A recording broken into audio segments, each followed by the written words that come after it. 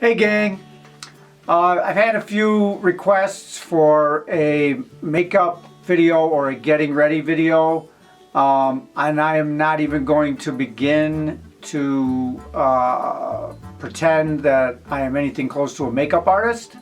So you are not going to see me going start to finish. What I think I can help you with, or what you may benefit from most, is just seeing the products that I use, because of the unique challenges that trans women face with their skin and whatnot, or their shape of their face. Really, the products are very important. Also, application. But I can't tell you how to apply the makeup to your face, because your face is probably not shaped like mine. And I have tried making other T-girls over in the past, and the only way I know how to do that is the way I make myself over. And so they just come out looking like train wrecks, because they need to just be making themselves over, and then when they go ahead and do it themselves, they look wonderful. Okay, and so I'm not gonna tell you how to do it, but I am gonna show you what I use. Okay, so we'll start right off.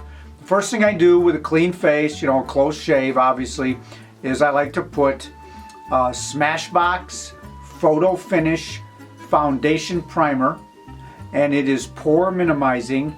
And as you can see, we're having problems with our camera focusing.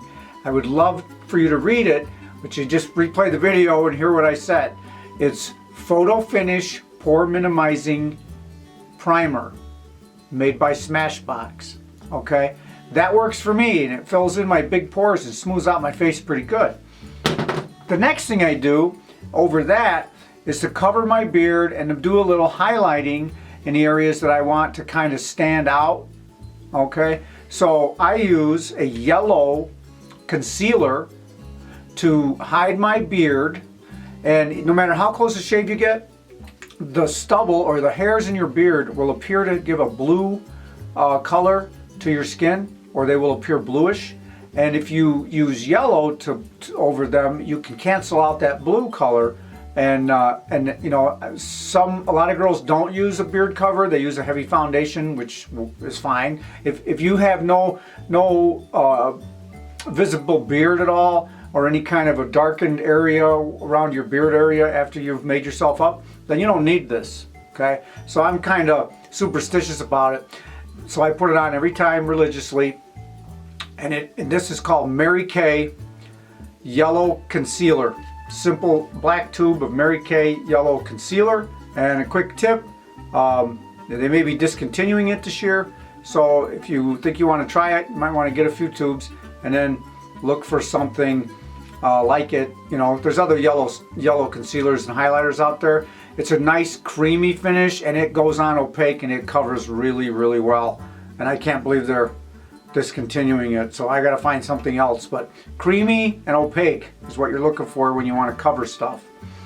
All right, the next thing I do after that is I do my eyeliner, and I do my eyes completely different than anybody else I know. But I use a gel eyeliner. Comes in a little black. Mine's black, comes in a little black jar, and you apply it with the brush that it comes with. And this is Maybelline Eye Studio Gel Eyeliner. I put it on top and bottom. I don't go above the waterline. I don't go, up inside the lashes like some girls do. I think it helps makes my eyes look a little bigger if I stay outside the lashes, the lash line. And then after I have put my liner on, I apply my lashes right to that. Okay, now I always use false lashes, and I have already put my glue, a little bit of glue down, and that's kind of getting tacky. And then I apply the glue to the edge of the lash with a tweezer and a little applicator stick. I rub it on the edge of the lash, and these are my favorite lashes. I know you can't see them, but they're called Kiss, K-I-S-S. Okay, Ever Ease lashes. Okay, and mine come in a pack of 8, or I should say 10. There's 10 lashes in there, and it's like $8. And the reason why I like these Kiss lashes so much is because of the shape. You don't have to shape them to your eye. To my eye, I put them on and I tighten them a little bit, pull them a little bit with the tweezer over, and they match the shape of my eyeball or my lid perfectly without a lot of effort. Okay, it does take practice to get lashes on, but if you're doing this on a regular basis, it gets easy in a few tries. Okay. The next thing after that is I do my eyeshadow. I do my eyes, because you're gonna get some mess up on your face. You know, some powder from the shadow is gonna go on your face. You don't need to be putting your foundation on yet. I do my eyeshadow. And I really like the big name brand stuff. Works for me. Right now, what I'm wearing here is this Too Faced Country palette. And I always kind of try to run some kind of a smoky eye, where I start in the inner corner by the tear duct with the lightest color in the line, and I fill my whole lid, and then I use the next darker color. Okay, and I start about a third of the way over. And run that out to the outer edge, and then I take the darkest color and I start 2/3 of the way over. Okay, so you got light, then you got a third of the darker. That does go all the way up to the crease, and then the third one is the darkest one, and that goes up to the crease and a little above. And then, so I got light, darker, darkest, and then I blend them together and I get a little bit of a smoky eye. I put a little bit of the light stuff down here to highlight, and then I clean that all off because it's messed up all over my face. Brushes, I use whatever brushes they come with, whatever the brushes they supply.